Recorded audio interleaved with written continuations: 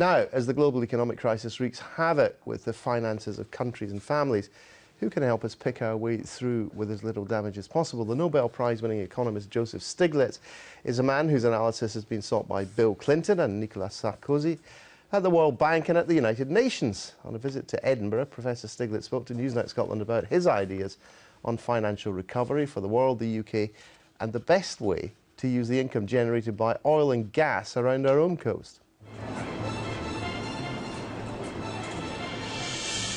One key to the way markets work is information. From Wall Street to Main Street, to use the American jargon, knowledge can be power. The better your information, the more successful your deals. It was research in this area that earned Joseph Stiglitz his Nobel Prize in 2001. Old-school economic thinking assumed that buyers and sellers have a perfect knowledge of the market, and that if they don't, then it doesn't affect things very much. But Stiglitz showed that in the real world, some players have more information than others, and that even slight discrepancies can have big effects. In our current age of so-called people's capitalism, this might seem blindingly obvious, but the revelation helped create a whole new branch of economics. The fancy term for the central aspect was information asymmetry.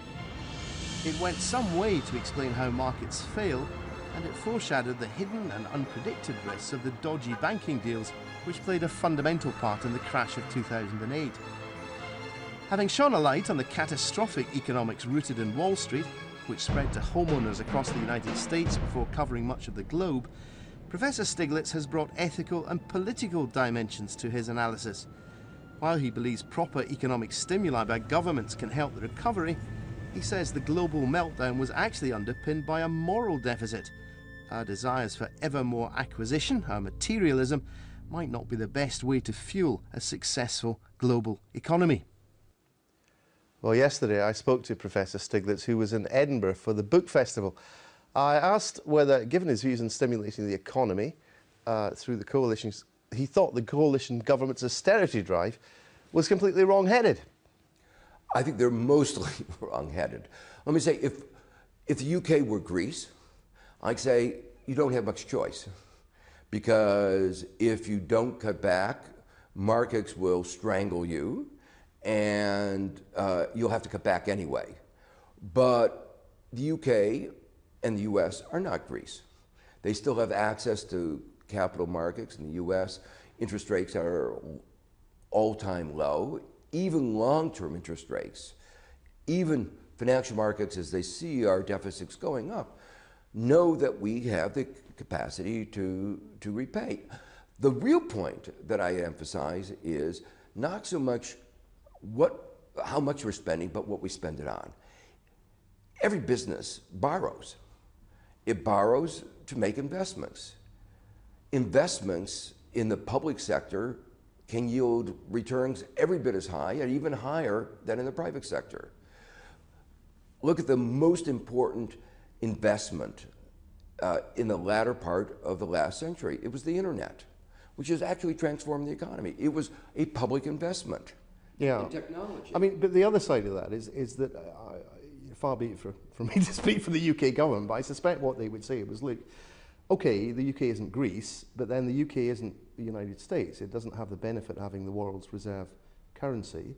We know from what happened in the 1990s that once crises start in an area of the world, markets can target countries which are not initially involved. Look at what happened to, say, South Korea and Malaysia in the East Asian crisis, and they would argue, well, look, it could happen to Britain too. Okay, we're not Greece, but aren't we right to take extreme precautions against a market panic which ends up targeting the UK?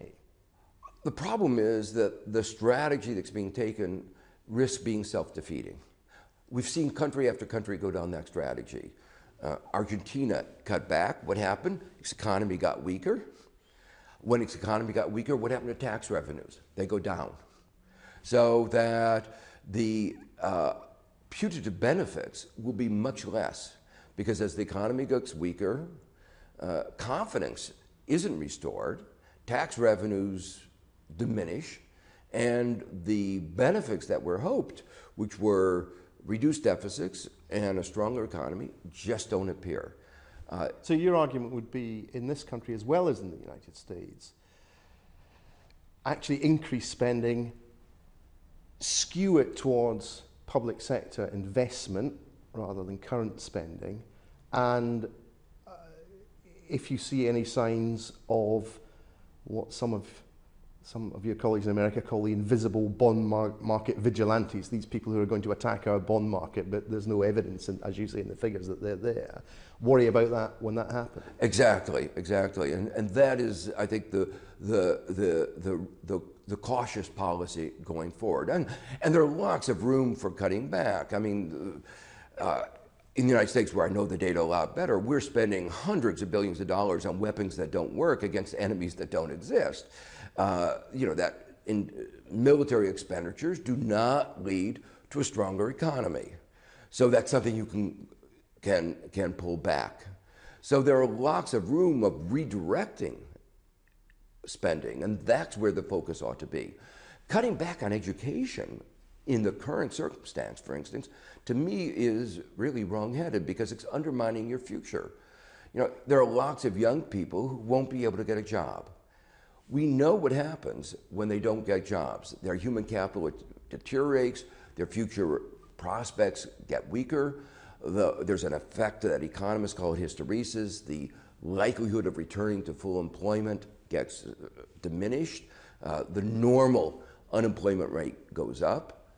And the result of this is that you will not only have weaker tax revenues in the short run, but weaker tax revenues in the long run. Financial reform. Total catastrophe over the last few years. Everyone says, oh, we will reform the financial world to make sure that such a thing could never happen again. We're sitting in Edinburgh. Let's take the example of RBS, which you mentioned in your latest book. Biggest bank in Europe. Has very severe effects on the British economy, has to be in effect nationalised. Do you see anything in the financial reforms that have been brought in that would stop RBS or an RBS equivalent doing to the economy what it managed to do 2 years ago? Unfortunately, the reforms that have been undertaken so far don't suffice to protect us against another recurrence. And to me, it's striking. We're now 2 years after the crisis. In the United States, we're 3 years after the bubble broke. We did pass, in the United States, a financial reform. I call it sort of smelly Swiss cheese, because while it had some good principles— it's a technical economic expression, isn't it? It had so many holes, exceptions, exemptions, that it is basically ineffective. But you would break up banks of the size of— That's right, and Mervyn King, your governor, has been very clear. If they're too big to fail, they're really too big to exist. They're too big to manage. We've seen how they mismanage themselves. All of these big banks mismanage themselves. Citibank is an example. But you would break them up. But would you split off what Vince Cable, our business secretary in the coalition government, calls the casino capitalism bits from the ordinary banking bits? In other words, force them to, say, RBS to get rid of its investment banking division. Yes, I think, and I argued, by the way, for keeping Glass-Steagall when I was President Clinton's.